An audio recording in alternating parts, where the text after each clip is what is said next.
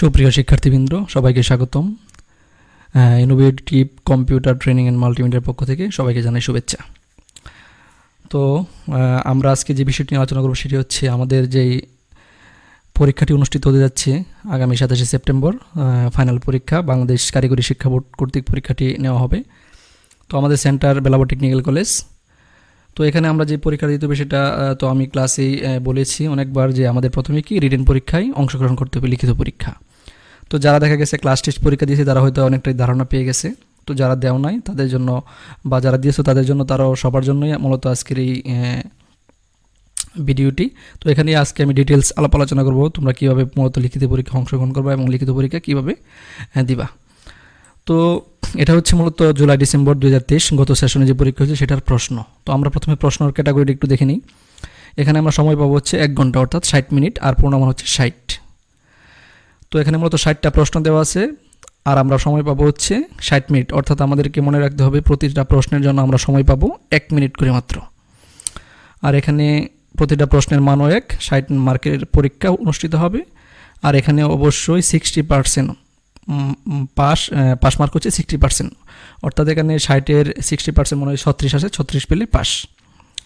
তো আমরা প্রশ্নের ক্যাটাগরি একটু আগে দেখে নিই, যেখানে 1, 2, 3 এভাবে 60 পর্যন্ত প্রশ্ন দেওয়া আছে।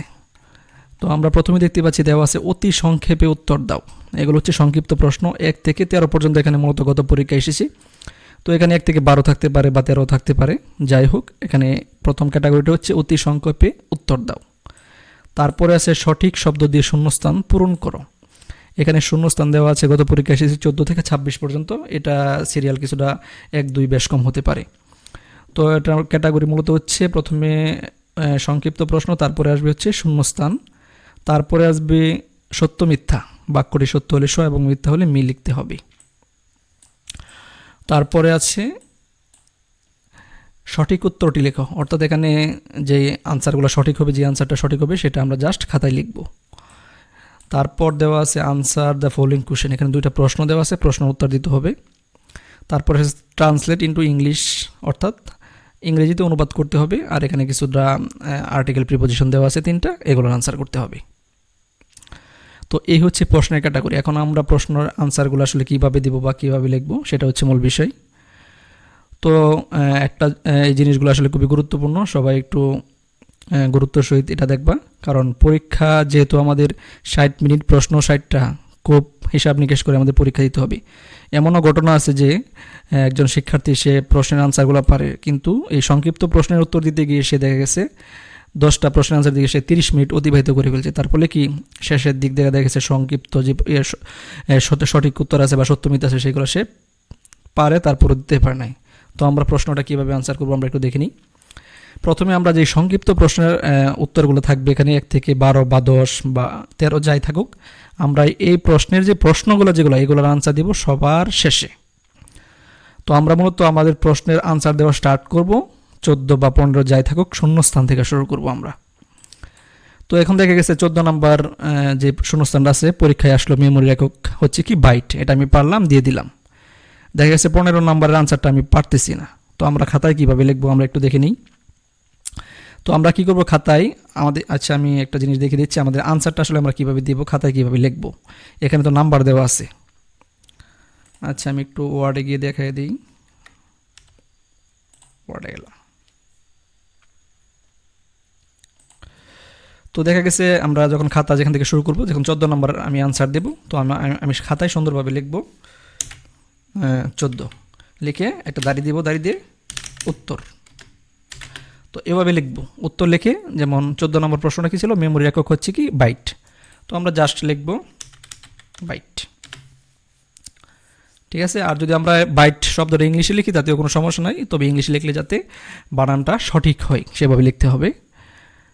তো তারপরে যেমন 15 আমি দেখা গেছে পারতেছি না, তো আমরা কি করব 15 নম্বর এভাবে খাতায় লিখবে, উত্তর লিখে আমরা জিনিসটা গ্যাপ রেখে আমরা একটা ইন্টার দিয়ে, বা মানে আমরা যখন লিখবো তখন তো আর ইন্টার দেবো না, তখন আমরা নিচে চলে যাব খাতায়, যেহেতু এগুলো আমাদের সরাসরি লিখতে হবে। তখন আমরা কি করবো 16 নম্বরে গিয়ে উত্তর লিখে তারপর আমরা যেটা পারি সেটা লিখবো, অর্থাৎ যেখান থেকে আমরা শুরু করব, যেমন শূন্যস্থান থেকে আমরা শুরু করছি 14, 15, 16, সেই ক্ষেত্রে আমরা কিন্তু সিরিয়াল ব্রেক করব না, অর্থাৎ আমরা 14 থেকে শুরু করে সিরিয়াল যেভাবে আছে সেভাবেই লিখতে থাকবো।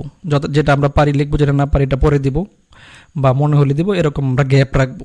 কিন্তু আমাদের খাতার লেখাটা যাতে এরকম সিস্টেম হয়, 14 উত্তর এত, 15 উত্তর এত, 16 উত্তর এত, ঠিক আছে? তো এইভাবে আমরা দিব। তারপর সঠিক উত্তরগুলো দিব। সঠিক উত্তরগুলো আমরা কি লিখবো, এই সত্য মিথ্যা যেমন দেওয়া আছে 27 নাম্বার যেটা আসলো যে মিথ্যা হলো, এটা আসলে এই যে প্রশ্নগুলো আমাদের লেখার দরকার নাই। যেমন আমি 27 বা 28 এটার উত্তর দেওয়া, প্রথমে নাম্বার দিব, তারপরে উত্তর দিব। যেমন এটা যদি সত্য হয় জাস্ট শেষ, আনসার শেষ। আবার 29 নাম্বার উত্তর যদি মিথ্যা হয় ব্যাস এতটুকুই, আর আমাদের কিছু লেখার দরকার নাই।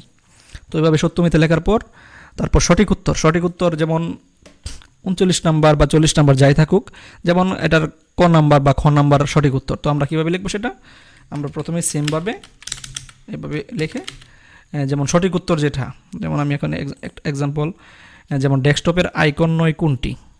তো ডেস্কটপের আইকন নয় হচ্ছে, এখানে কী কী দেওয়া আছে, my computer, my document, recycle bin, my file. তো এখানে সে মাই ফাইল যেটা, সেটা ডেস্কটপের আইকন নয়। তো এটা আনসারটা কি, ঘ। তো আমরা লিখব ঘ, মাই ফাইল। ইংলিশে থাকলে আমরা ইংলিশে লিখবো, আমি জাস্ট বাংলায় বোঝানোর জন্য লিখলাম। তো সেটা আমরা লিখে দেবো এভাবে, জাস্ট সঠিক উত্তরটা আমরা লিখে দেবো। তারপর এগুলোর আনসার যেটা হবে 51 নম্বর, যেমন হোয়াট ইজ ইউর ন্যাশনালিটি, তোমার জাতীয়তা কি, বাংলাদেশি আনসার, ব্যাস এতটুকুই, শেষ, লিখে দিলাম আমরা। তারপর ট্রান্সলেশনগুলো যেভাবে আছে, যেটা পারি আমরা সেটা সুন্দরভাবে লিখবো।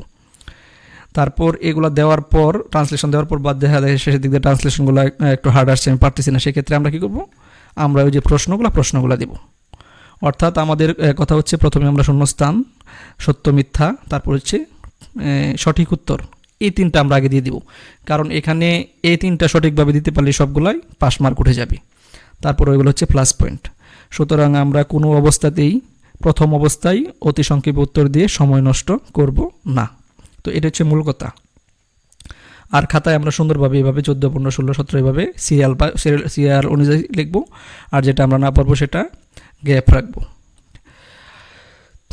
আর পরীক্ষার হলে অবশ্যই কথাবার্তা বলা যাবে না, স্যারদের বিরক্ত করা যাবে না। স্যারদের যদি বিরক্ত করো তাহলে কিন্তু স্যাররা তোমাদের অনেক শাসন করবে বা পরীক্ষা দিতে অনেক তোমাদের কষ্ট হবে। সুতরাং সবাই সুন্দরভাবে পরীক্ষা দিবা, যে যেটা পারো সেটা আগে দিয়ে নিবা। আচ্ছা, তারপরে যে বিষয়টা সেটা হচ্ছে পরীক্ষার আমাদের কিন্তু একটা ওএমআর শিট পূরণ করতে হবে। আমি একটু দেখিয়ে নিই। তো আমাদের এরকম একটা ওএমআর শিট দিবে, তোমরা তো যে এসএসসি, জেএসসি, এইচএসসি পরীক্ষা যারা আছে তারা পূরণ করছো। তো এখানে আমাদের কারিকুলাম কোড হচ্ছে 30, সেশন কোড হচ্ছে 76, ট্রেড কোড যেটা এটা হচ্ছে 76। রোল নাম্বার আমাদের লেখা লাগবে না, কারণ আমাদের কোনো রোল নাম্বার নেই, আমাদের রেজিস্ট্রেশন নাম্বার আছে। তো রেজিস্ট্রেশন নাম্বারটা আমরা যে রেজিস্ট্রেশন কার্ড দিচ্ছি সেটা আছে, সেখান থেকে সুন্দরভাবে ফিল আপ করতে হবে। আর সেশন কোড হচ্ছে 21, আর বিষয় কোড হচ্ছে এভাবে 76। অর্থাৎ ডান দিক থেকে আগে লিখতে হবে, আর তার বাম দিকে যদি ঘর ফাঁকা থাকে সেক্ষেত্রে আমরা শূন্য বসিয়ে দিব। আর এটা আমরা আগে ফিল আপ করবো না, স্যাররা আমাদেরকে বুঝিয়ে দিবে, তারপর আমরা সুন্দরভাবে ফিল আপ করবো। আর এটা ফিল আপ করার পর আমরা এরকম খাতার যে অংশটা পাবো, সেখানে পরীক্ষার নাম হবে জাতীয় দক্ষতা মান বেসিক কোর্স 360 ঘন্টা। তো এটা প্রশ্নে দেওয়া থাকবে পরীক্ষা সন 24, বিষয় হবে কম্পিউটার অফিস অ্যাপ্লিকেশন 76, বিষয় কোড 76, কারিকুলাম কোড বা শিক্ষাক্রম কোড হচ্ছে 30, আর পরীক্ষার তারিখ 27 তারিখ যেটা হবে সেটা। তারপর আমরা এখান থেকে আনসার লেখা শুরু করব। তো এভাবে মূলত আমাদের লিখিত পরীক্ষা দিতে হবে। অতি সংক্ষেপে যে প্রশ্নগুলো সেগুলো আমরা শেষের দিক দিয়ে দিব। আগে অবশ্যই শূন্যস্থান, সত্য মিথ্যা, তারপর হচ্ছে আমাদের সঠিক উত্তর, যেগুলো আমাদের সহজ আমাদের জন্য দেওয়া সেগুলো আমরা আগে দিয়ে নিব। তারপর আমরা ট্রান্সলেশন বা সংক্ষিপ্ত প্রশ্ন যেগুলো আছে ওই বাকিগুলো দিব। তো আশা করি সবাই বুঝতে পারছো। কারো যদি কোনো সমস্যা থাকে তাহলে আমাকে জানাবা। আর সবাই পরীক্ষার প্রস্তুতি নাও, কারণ লিখিত পরীক্ষাই কিন্তু আমাদের মেইন পরীক্ষা। লিখিত পরীক্ষা অবশ্যই উত্তীর্ণ হবে। আর প্র্যাকটিক্যাল পরীক্ষা তো যেভাবে ক্লাসে করেছে সেভাবেই সিভি তৈরি করা বা টেবিল, এক্সেলের স্যালারি শিট এগুলো আসতে পারে। এগুলোর জন্য আর একটা ভিডিও অবশ্য দেওয়া আছে, সেটা তোমরা সবাই দেখে নিবা। তো সকলের জন্য শুভকামনা রইল। আজ এ পর্যন্তই। আল্লাহ হাফেজ।